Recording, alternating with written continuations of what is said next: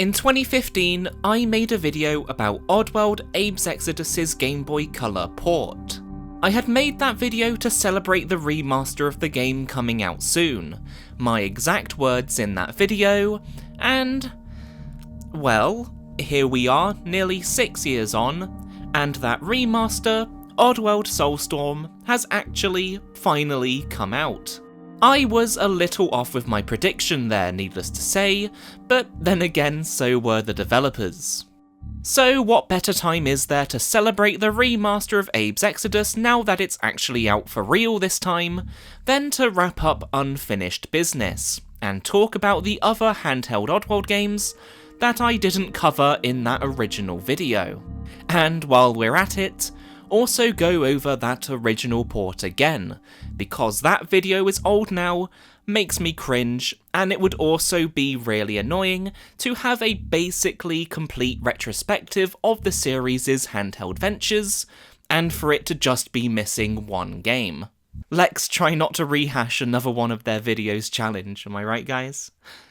Welcome to Port Patrol, the show where we look at weird and interesting ports and spin-offs of our favourite games, and today we are taking a look at the Oddworld handheld ports.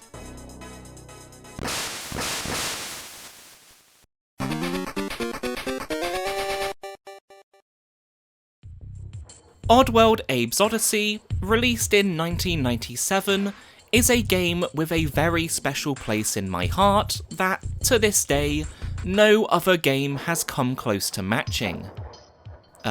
Apart from its sequel, obviously. Taking the cinematic platformer gameplay of Flashback and Prince of Persia, but actually making it fun, Abe's Oddysee puts you in the shoes of Abe.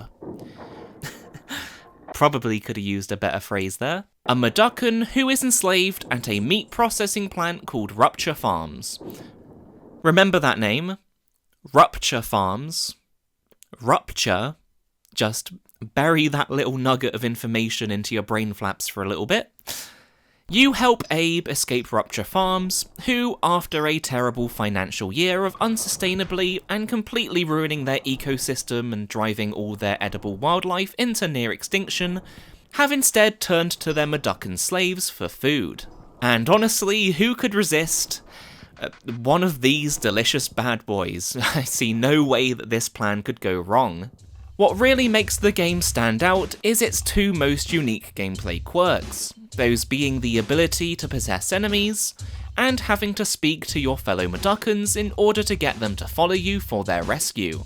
The game is incredible, an excellent example of a puzzle platformer as you stealthily sneak your way past enemies that can kill you in one hit, rescue your fellow Mudokons in various ridiculously tense encounters, and go on to destroy the very same factory that sought to destroy you. Spoiler warning, I guess, for like a 20-year-old game at this point. It is a difficult game. The checkpoints are sometimes a little too spread apart, and trying to manage more than one Mudokon at a time is a little painful, as only one can follow you at a time. But it is still an amazing game, one of my favourites of all time, and there is still so much I could gush about here. The incredible crunchiness that punctuates every death that makes it that more tense.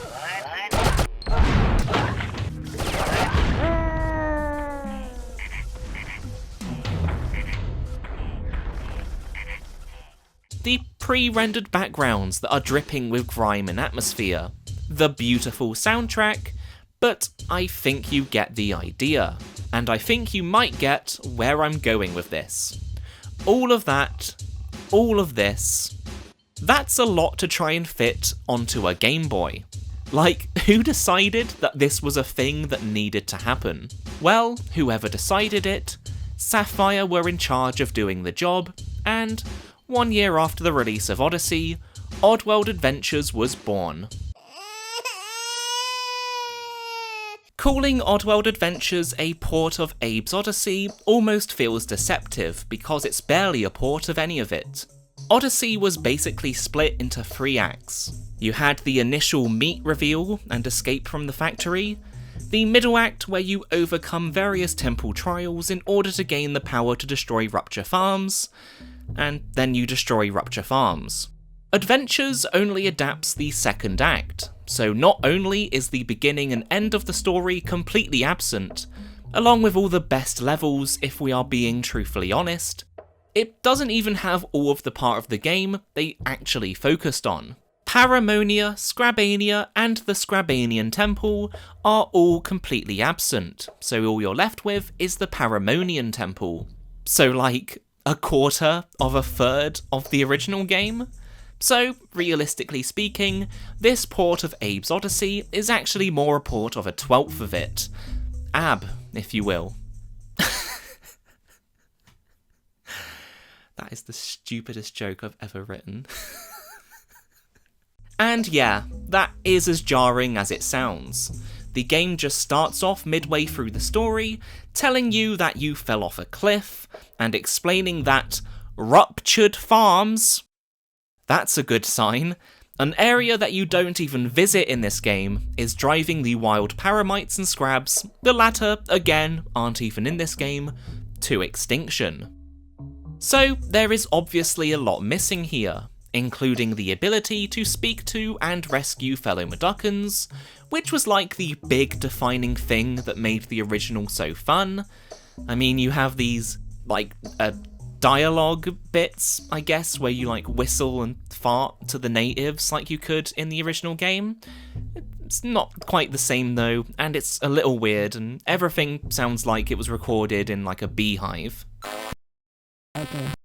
But as long as the 1/12 of that original game that is represented here is actually good, then for a Game Boy game you can't really complain too much. But sadly, well, that isn't the case. Oddworld Adventures just isn't that good a port, even of the part they actually wanted to adapt. The foundation is there, you can't deny they did at least give the gameplay of Oddysee a good go. It isn't as heavy or weighty as the original, but all the moves you would expect to be here are. Apart from talking, obviously. You can hop, grab onto ledges, roll, throw objects, and even possess enemies, in like the 5 times I remember the game asking you to do so.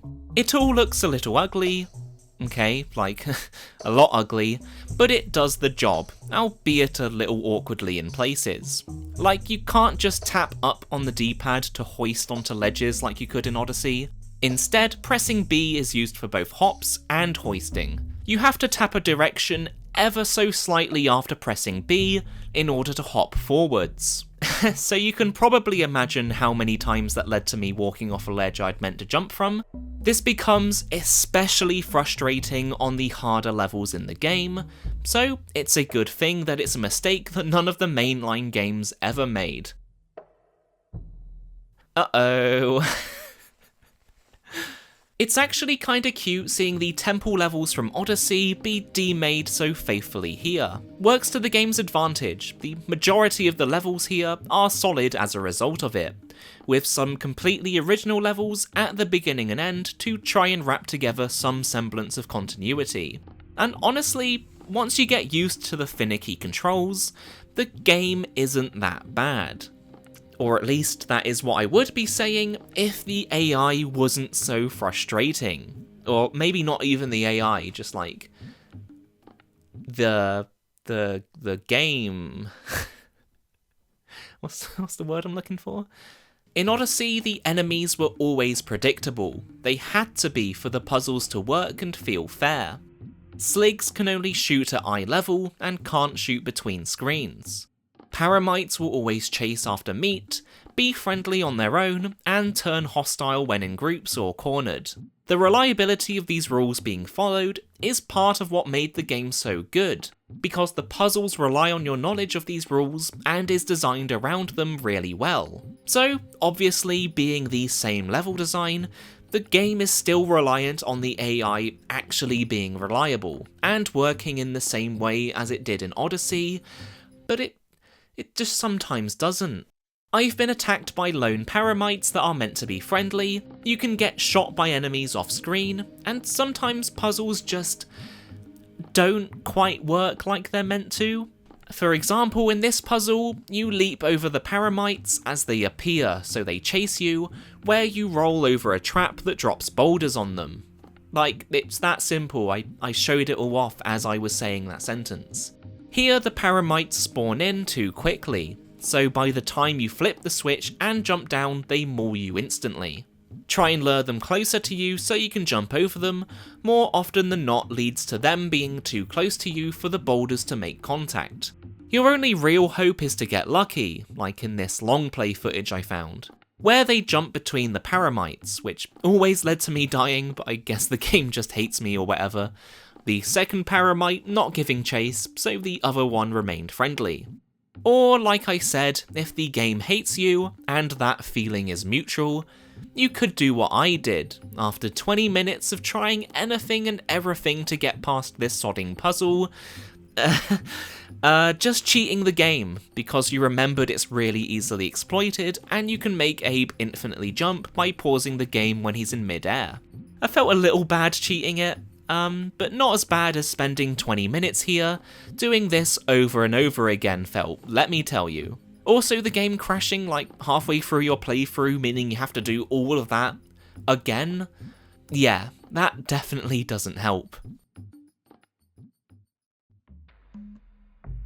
The game is only around half an hour long, or if you're me, an hour and a half apparently, because I guess it really had it out for me. Needless to say, with the entire game basically being like this, it was a consistently frustrating experience, and one I wouldn't recommend even if you are a fan of Oddworld. Partly because, well, it's just not a very good game, but also because if you are interested in playing this game, then your attention would be much better focused on its sequel.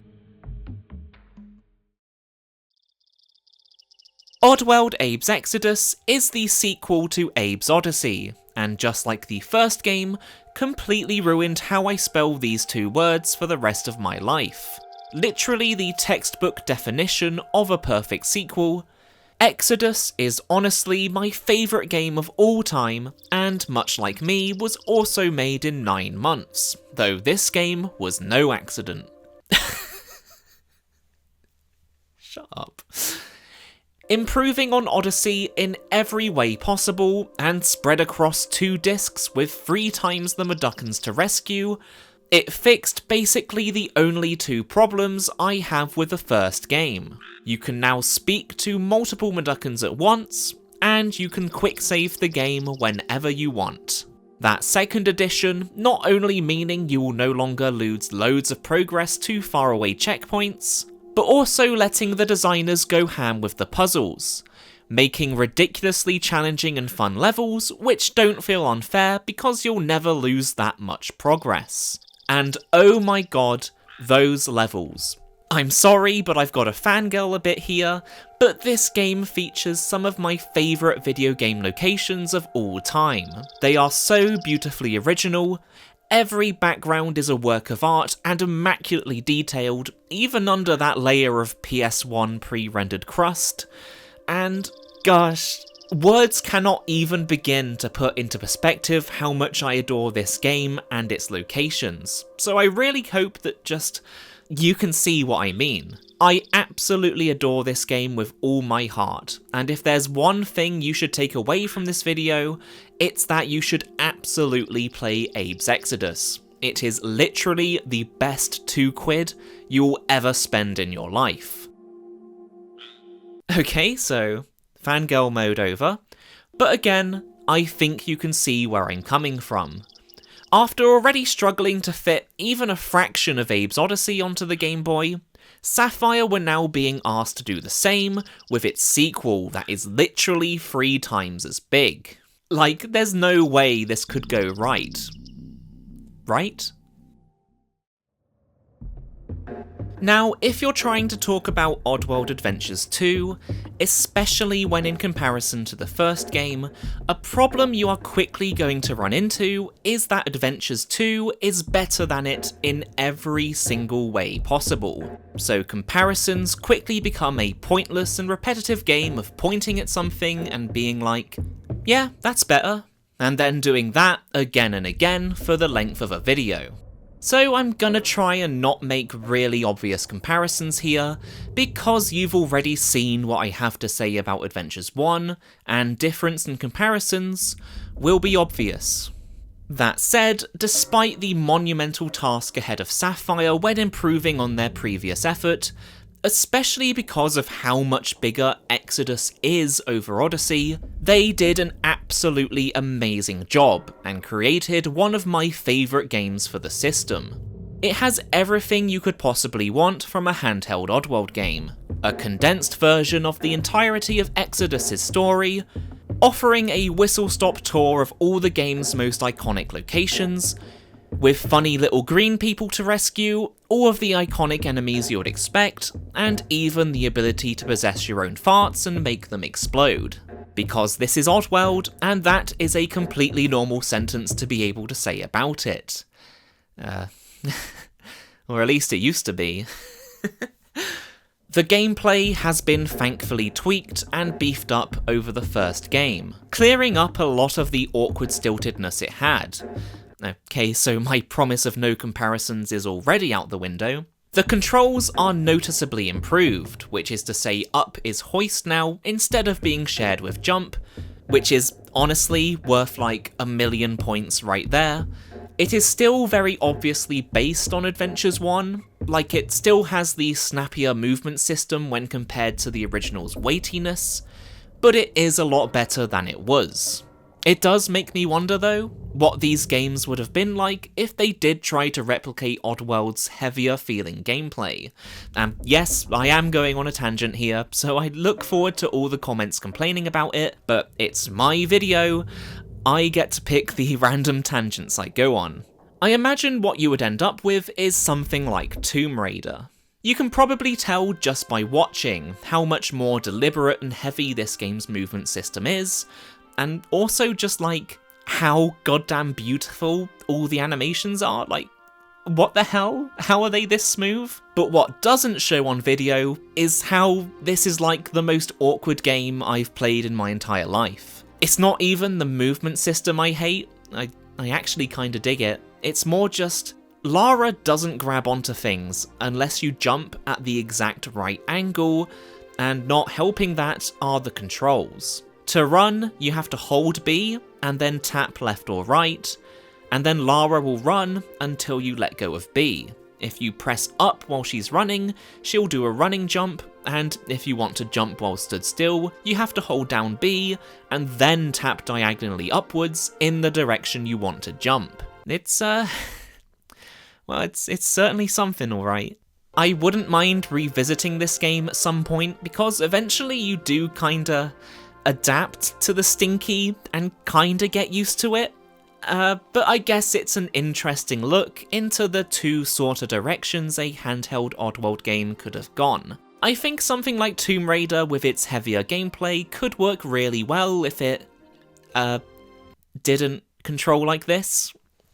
Probably a nice way of putting that. But I guess also for the pick up and play factor, and to not overcomplicate things, I can definitely see why they went with the snappier, lighter controls of Adventures. Though, after seeing Lara's run animation and going back to this, it's a little rough, I will admit. Alongside the improved gameplay, the level design is also a step above the first game. It relies a lot more on original level design rather than directly lifting from Exoddus, and I think these new levels work well with how the game controls, and are pretty well designed overall. It's definitely easy to see where they took inspiration from on some screens, though obviously that isn't a bad thing.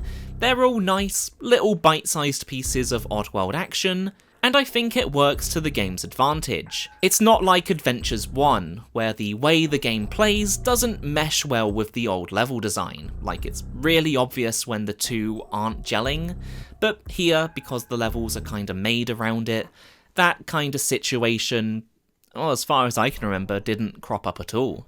Now, there are a few levels that are directly taken from Exoddus here, but the enemy AI has also been greatly improved, making it a hell of a lot less frustrating, and again, it's really cute seeing them so faithfully demade here, especially now it's in colour.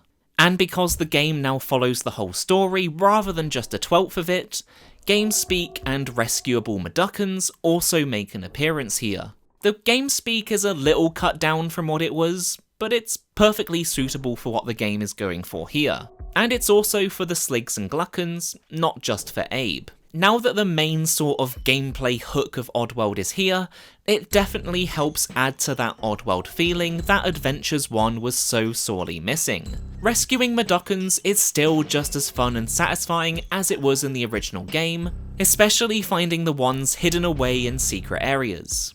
Now, there are only around 30 of them in the game, which doesn't sound like a lot. Kinda forgot where I was going with that. And you don't really get a lot of opportunities to interact with them a lot. They'll normally be in the same room as the portal you need to rescue them with. There are actually very few times the game asks you to actually get them to follow you, and even then it's only for a screen or two. That's probably one of the more disappointing aspects of the game for me. Because you don't interact with the Mudokons a lot, some of the tenser, more exciting moments from the original games, like rescuing Mudokons from death traps against the clock, or sneaking them past enemies, are completely absent here. I know it's a Game Boy game and all, so I feel like I shouldn't be asking too much, but I don't know, I still feel like there could be more to them than just entering the screen, holding down chant, and then be like, yeah, there they go. You'd really have to go out of your way to actually put any of these guys in harm's way, but I mean, I guess even having them in the game is still a good step in the right direction, you know what I mean? I guess file it under disappointing, but still glad they're here. The Mudokons are a little disappointing then, but the game is still fun, and there is quite a lot of it to sink your teeth into. Starting in the Necrum mines just as Exoddus did, though not really sure why they look like this when all the other areas look accurate to the original, but sure. All the main areas from the game, apart from Necrum and Fico Depot, are represented here in some way, through a story that takes about an hour and a half to complete. And I should note, that's an hour and a half of actually playing through it, not an hour and a half of being stuck on one puzzle like the first game was for me. And like I said earlier, all the enemies you'd expect to be here are. I mean, honestly, what kind of Oddworld game doesn't even have Scrabs in it? Anyway, just a random thought I had there. They are a lot more fair and predictable in how they'll act now, but I do wish some of them were used a little bit more. Like, the Sligs and stuff are fine, they're used well enough, but the Paramites and Scrabs are only used towards the start of the game during their respective vaults, and then completely disappear. You don't even get the chance to properly interact with the Paramites either. If you play the game properly, Abe won't even come remotely close to coming in contact with one. Again, I guess this kinda links into my point with the Mudokons. In Exoddus, the Scrabs and Paramites still made appearances after their respective levels in the secret areas, where they would put you in danger while rescuing Mudokons. It would have been nice to see stuff like this make an appearance here too. Again, most of the secret areas are just, you go on, you press chant, and then you leave. But I mean, even with all that said, it's not like what is here is bad. It's actually pretty good. Like I said, it's one of my favourite games on the system. Even if it could have still been improved, it still represents a massive leap in quality over Adventures 1. And coming out barely even a year after that game, I think that deserves nothing but praise. While perhaps not as good as it could have been, Oddworld Adventures 2 still represents a massive step forward in the series' handheld ventures. And I think a lot of the blame on it not being as good as it could have been falls squarely on its predecessor, if we're being truthfully honest. It's still a fun little game, despite these flaws, offering the Oddworld formula in a cute little package. It's definitely worth trying out if you are a fan of the series, because it is kind of adorable in its own weird little way. And after seeing Sapphire improve so much between these two games, it makes you wonder how they would fare on the Game Boy Advance with Exoddus' sequel. Well, wonder no more, because they didn't make it. Spoiler alert.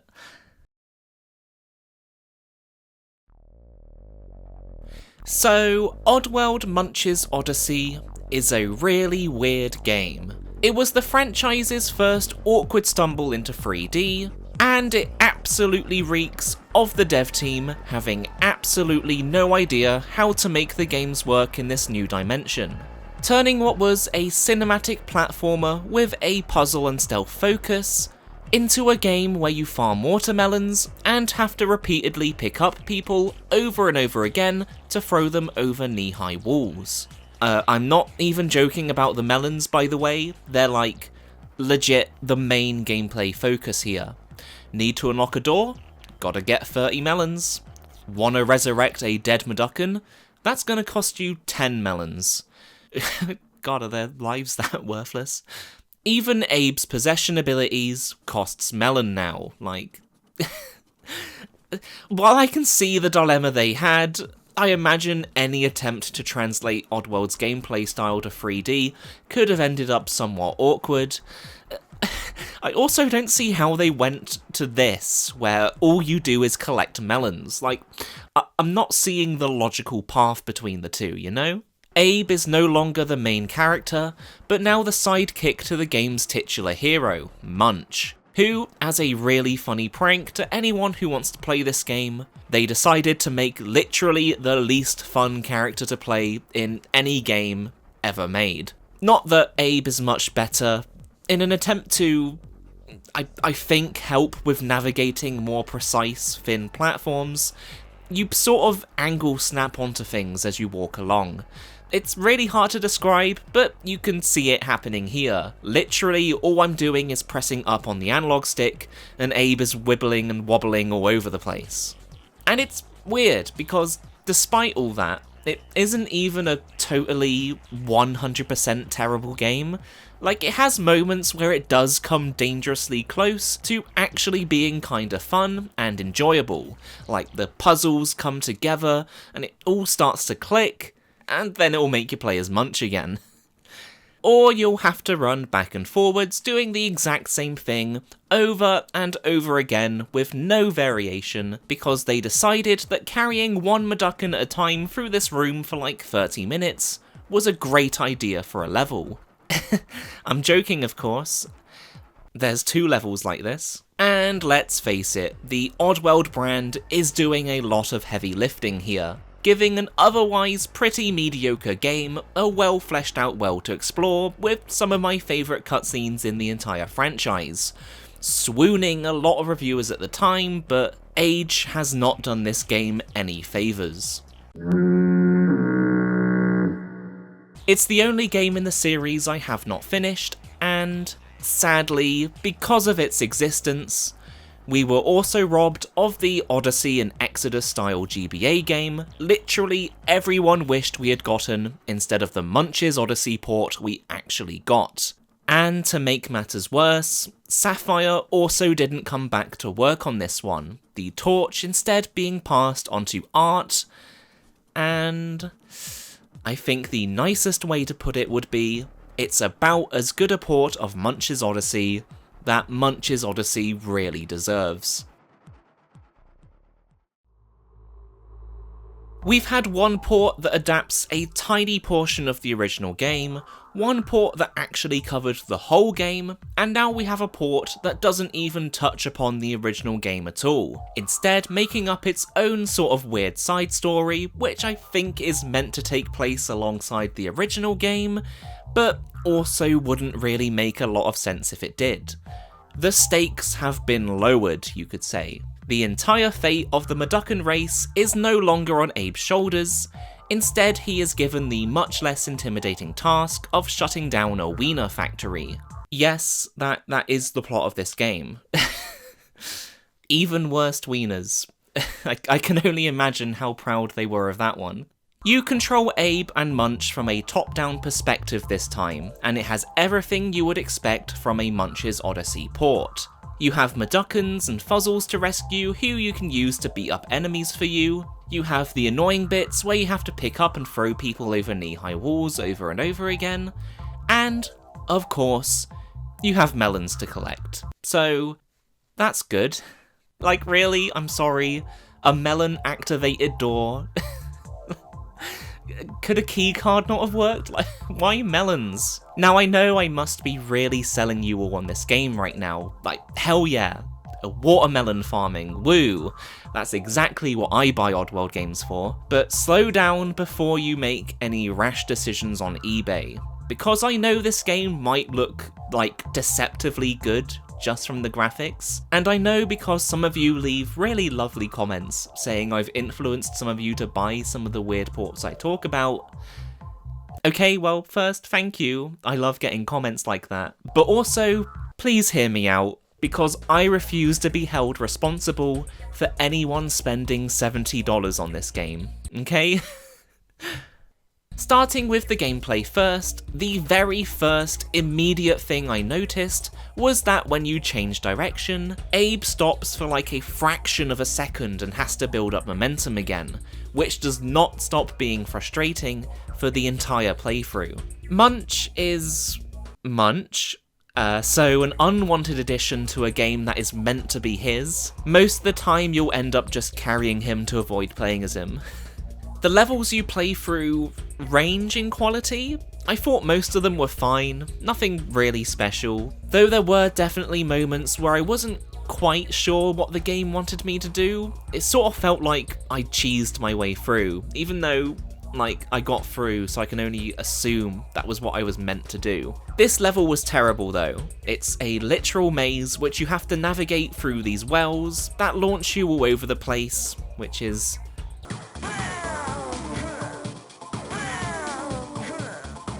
never gets old. A whole level of this. Give me more, please. And you also have to throw other Maduckans into them, which means you have to then wait for them to be launched all the way before you can actually move again. It's just not a fun level. I got lost towards the end. Turns out even though the two completely unobstructed paths to the left and right of this screen are dead ends, the one at the top is actually the end of the level. Like, silly me for not realising that. I think the idea of the level was like you had all these locked paths of the maze, so you'd go down one path which would give you enough melons to unlock the next part, and so on until you're done, but this is Munch's Oddysee. You can just grow the melons yourself whenever you want, so I pretty much spent the whole level just farming these two melons to unlock the last door. Like, did they not see that one coming? I don't know. I think ultimately the biggest problem with Munch's Oddysee on the GBA is they are porting a game that is the way it is because it was meant to be in 3D. Concepts like having to farm melons, the more cartoony platforming, just the entire direction of the game and how it doesn't fit at all what Oddworld was, only exists because the type of cinematic platformer Oddworld was would have likely been incredibly awkward to pull off in 3D. Like, sure, they could have done something like Tomb Raider, but even then Lara Croft is way more agile than Abe ever was, and it still took them a good couple attempts to get that to not play awkwardly. Abe jumps all cartoonishly now, because his weighty jump would have been hard to pull off in 3D. Abe has to collect melons to chant now, because otherwise it could be so easily abused. So they essentially took this gameplay that was made for 3D, and made it 2D. And it just doesn't work. It's not really a platformer anymore. It kinda has like a real-time strategy thing going on with getting followers to attack enemies for you, but there's no strategy to it. You just tell them to fight something and you stand there awkwardly to the side while they play the game for you. It's not really a puzzle game anymore, or a stealth one either. It's taken all these concepts that were meant to make Oddworld work in 3D, which, let's face it, didn't even really work there, and just put them onto the GBA with no consideration of what that would actually be like to play. It just screams of a missed opportunity to do something like a Rayman freestyled port. Whereas the main game was a 3D platformer, the GBA port instead played like the original 2D Rayman. It seems like the logical thing to do would have been to make an Oddysee or Exoddus styled game, but around Munch's story. And sure, it wouldn't have been 100% accurate to the original game. Perhaps the jumping between two characters thing wouldn't really work because I don't know how Munch would, like, climb onto ledges, or really I don't know how Munch would work at all in 2D. Basically, this is all your fault, Munch. I'm glad you got retconned. But yeah, that's basically Munch's Oddysee for the GBA. It's not very good, but on the other hand, it's short enough that I can at least say I've beaten Munch's Oddysee now. So I guess I have that going for me. With Munch on the GBA, we have now covered all of the retro ports that the Oddworld franchise received, and that alone has already made this the longest video I have ever made. But I did say I would commit to covering every handheld Oddworld port, which means that we have barely even begun to scratch the surface, as we still have the 9 modern handheld ports to cover, and just like the retro ones, they're all a little weird, and in many cases a bit crap, in their own ways too. But that's going to have to wait till next episode, where we take a look at the modern handheld ports of Munch's Oddysee, Stranger's Wrath, and New and Tasty.